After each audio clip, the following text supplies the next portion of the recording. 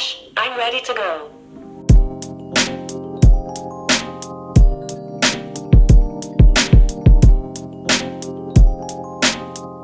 Hi, I'm Ash from DroningON, and in this video we'll be looking at a product which really needs no introduction. It's the latest transmitter from FrSky. It's called the Taranis X9D Plus. It's the 2.4 gig transmitter, and this one came from Banggood. It retails for about $240, which is just under £200, and links to the product are in the video description. Enjoy the review. So this is the Taranis X9D Plus. This is the ultimate transmitter at the moment. Of course, there are more expensive transmitters, but for the price and what you get for this, it's definitely one of the favourites. This is the latest one from FrSky. This one actually I bought from Banggood, and it was about $200. So that's about £170. Let's see what we've got in the box. Various bits of paperwork. We've got a manual and a quick start guide. We'll have a look at those later. We don't read manuals, of course, do we? And there it is. It's a great looking transmitter. It does actually make me laugh, really, because we've been flying RC for many, many years now, obviously, and transmitters just haven't changed that much. The classic designs are still the favourites. If I just bring in my trusty old JR PCM9X here, this is actually a 72 megahertz transmitter. It's 10 years old, and if you actually look at the design, they are almost identical. Even the rear, it could be from the same mould. But it just goes to prove that despite the fact that there are a number of modern looking transmitters in the market now, the trusty classic old design is still the favourite. So there's the transmitter.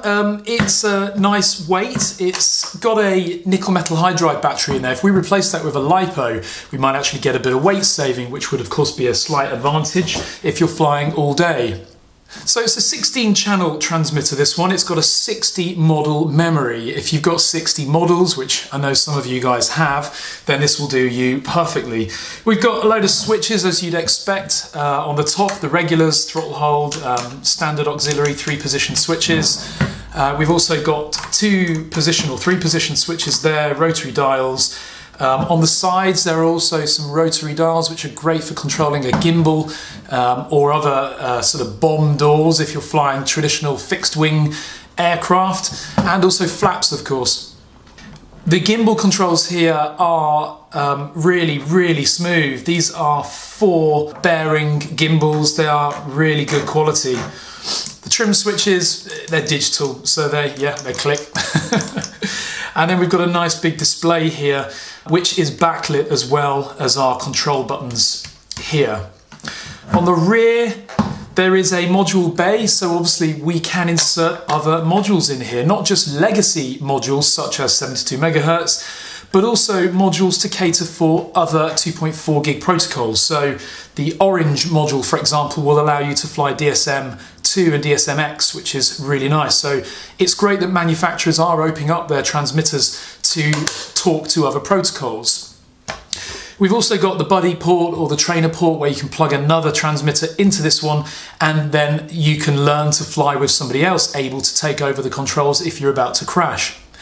There's also a USB port which you can use for programming this via your PC, and this is great. There's some software called the OpenTX Companion, which allows you to do all of your model programming, etc. via the computer rather than having to use the transmitter's interface. And there's also a headphone port, and I'll show you why in a minute. In the battery bay, it actually now ships with a 2000 milliamp nickel metal hydride battery. It used to ship, or the old Taranis models used to ship with an 800 milliamp, which didn't last so long. 2000 milliamps is better. It's a 7.2 volt. Now in the old days the advice was to replace that with a lithium polymer battery, but the reality is a 2000 milliamp battery, very low discharge this one as well, is going to last quite some time. I think you get 8 hours roughly from this. So it's up to you really. You can get some weight saving by replacing this with a lithium polymer such as this one here. This is actually a 3-cell, but the Taranis has an inbuilt protection circuit, so it will take up to 12 volts in total, I think, maybe higher actually.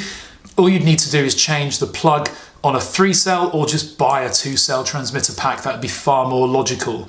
Although do bear in mind that if you're using UHF modules in here, you might gain a little bit from having that extra power from a 3-cell. So my advice, stick with the standard battery, see how you go. Don't rush to change it just because you've seen a few videos on the internet that suggest you should.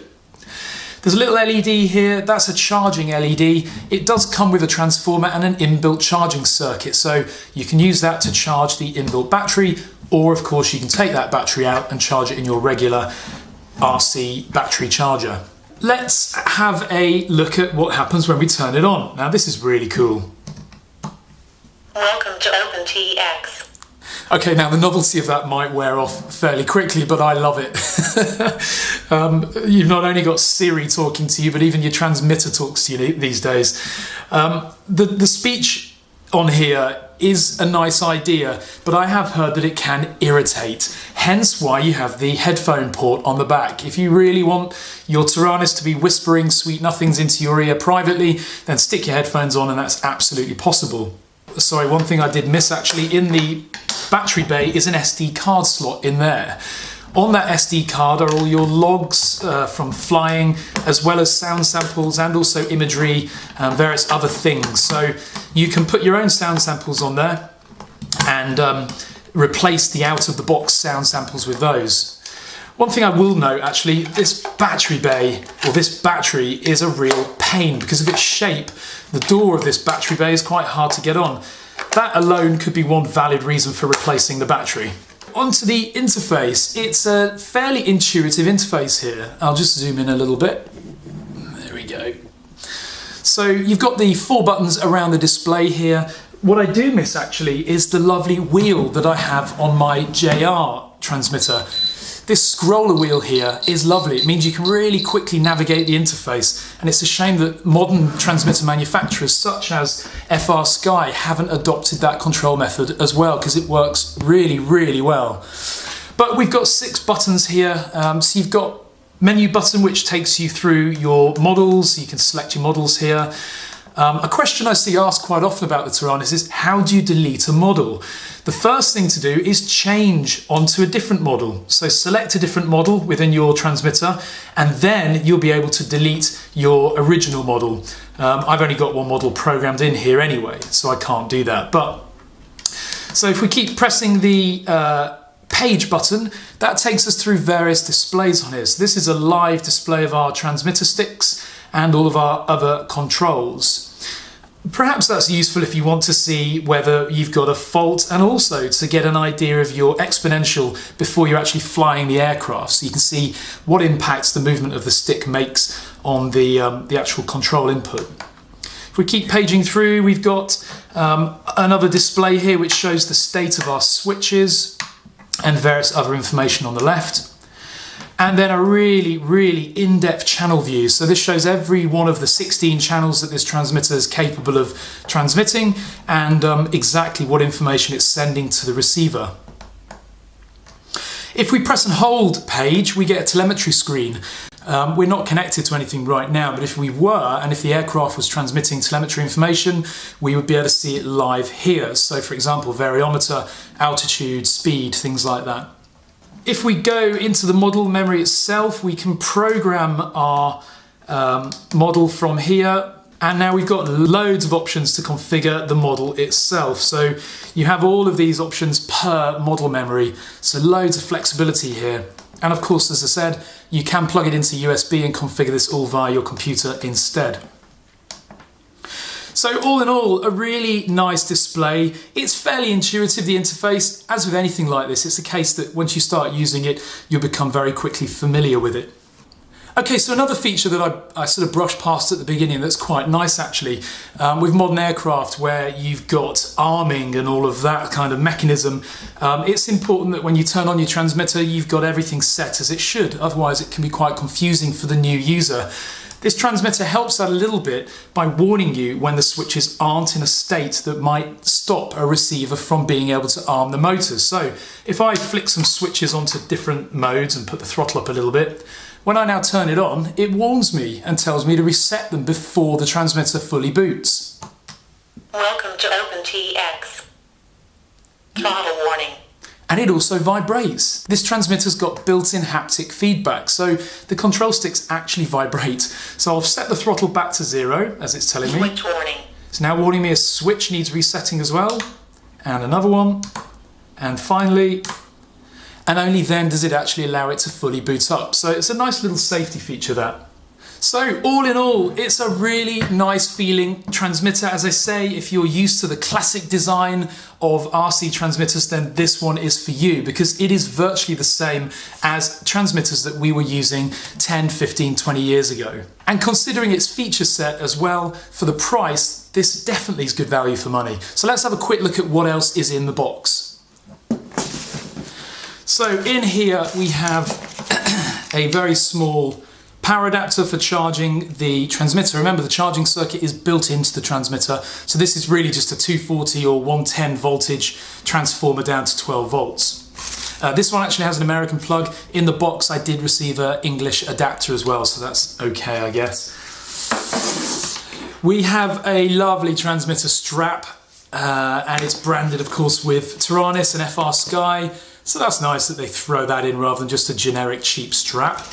And then this is quite nice. There are two bundles with this transmitter. One includes it and one doesn't. Luckily I've got the one that does include it. It's an X8R receiver. And basically this is a 16 channel 2.4 gig with diversity antennas attached to it as well. This one's pretty long range. I've heard of people getting 2, 3 or 4 kilometers along with the Taranis X9D. So this is included. It's about £30 worth, so $40 worth. So it's nice that that's included in this package for not a lot more than the version that doesn't include it. So all in all, I'm really pleased with this, and let's go through the process of quickly binding it with a receiver. In this example with a basic quadcopter, I've set the receiver to bind mode. I'll then demonstrate how easy it is to create a new model in the Taranis and then to bind it with the receiver. So I'm going to create a new model. This is the Taranis here. I'm going to create a new model on it for us to store the settings for this quadcopter. I'm going to create it here in slot 2. Tell it that it's a quadcopter, and we're going to accept all of the channel default assignments because they'll be fine for now. And there we go, we're happy with those. And that's our model created. What we now need to do is go into that model and go to the binding settings. First of all, notice that the FrSky transmitter fitted to this quadcopter must be bound in D8 mode, not D16. And then we'll bind. When we bind, you'll notice the little green LED should go out on this quadcopter to say that it's been successful.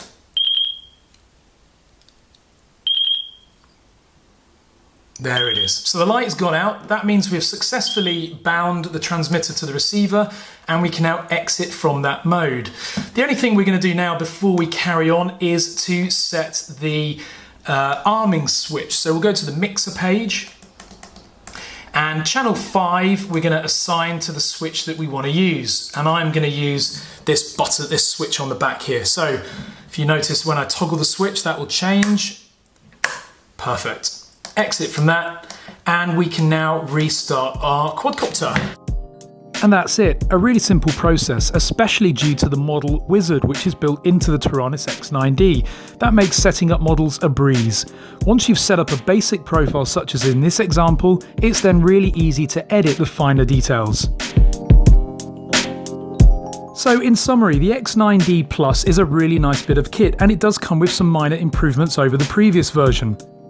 For a start, the price of this transmitter is incredible considering how much functionality has been packed into it. I didn't have time in this review to go into full detail on even 5% of the features and power of this unit. It's much quieter than its predecessor, which was quite noisy when powered up. That has been resolved, and the Plus is virtually silent now when running. It features haptic vibration feedback, which is a really nice feature, especially if you're an FPV pilot that likes to fly with headphones or music on. You can be alerted to programmed alerts via the vibration instead. It has a nice coloured backlit screen which is available in either a blue or amber tint. Be sure to check when ordering to determine which your stockist has available. Firmware updates are now much easier as they can be done via SD card, a benefit for some, probably not for all. And it comes with a much larger capacity slow discharge battery, a 2000 mAh battery instead of the earlier models which were shipped only with an 800 mAh pack. Now on to the negatives, of which there are very few at this time. The build quality is nice, but it's not premium like the JR transmitter that I showed as a comparison earlier. But then consider the price of the Taranis. For what you're getting, it really isn't an issue. The supplied SD card onto which logs and various other media files are stored is low grade, and in fact mine was faulty on arrival. I simply put a new SD card in, but check yours. The standard antenna is sufficient for most, but one of the most common modifications on the X9D Plus is to replace it with a higher gain antenna. This is optional, but it does show that the standard hardware can be improved by FrSky. And finally, I missed the scroll wheel of my JR transmitter. It makes the use of the interface far easier and is much more efficient than buttons. Please FrSky, consider adding this into the next model. Whether you're an entry-level RC fanatic or a seasoned professional, the Taranis is a perfect solution for both. I hope that you enjoyed this review. Links to the product are in the video description, and many thanks to Banggood for shipping it to me so quickly. Please be sure to comment below to let me know of your views on the Taranis and any modifications that you'd recommend. I'd really appreciate a thumbs up and of course for you to subscribe so that you can catch future videos from DroningON. Thanks again for watching. A live display here that keeps updating to show us any interference or signal on that channel. Again, we've got nothing transmitting at the moment, and so we're not seeing anything as a result. Manual mode we've already seen, that lets you